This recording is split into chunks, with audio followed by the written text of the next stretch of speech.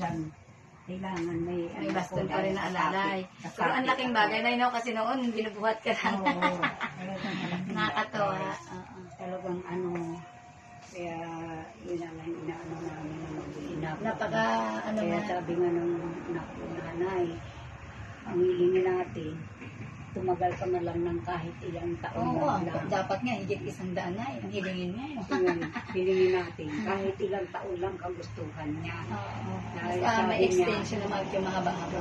na Gusto ka pa nila makasama. alang-alang Pero lang pala sa din, ano, Nay. huwag mo akong iwanan, hindi ko kaya. Ba't tinulungan ka pa niya ng Diyos para mabuhay nito? Siguro. Ginamit niya ang ano nito, ang Well Savior na herbal. Eh, Siguro may mission ka may rin. mission pa ako.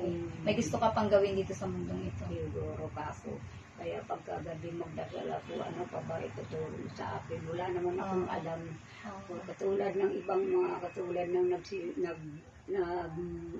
nagsiserve sa simbahan na maraming nagagawa. Oo. Pero ako, wala akong magagawa kung hindi ang Pagdasal. magdasal sa bahay. Yes. Ituro naman ninyo kahit saan ka sulok, pwede ka magdasal. Oo. Basta taos sa puso. Oo. Sabi mga father, kahit na araw-gabi ka na sa simbahan, magbisilbi. Oo. Palabas mo naman ay yung pamilya mo napabayaan. Oo, wala Wala rin. Okay. Kaya Tama sabi yun. ko, Panginoon, ganyan lang ang pangako ko. Wala akong pangako na iba kundi ang ipagdadasal ko lang. Magdasal lang na magdasal.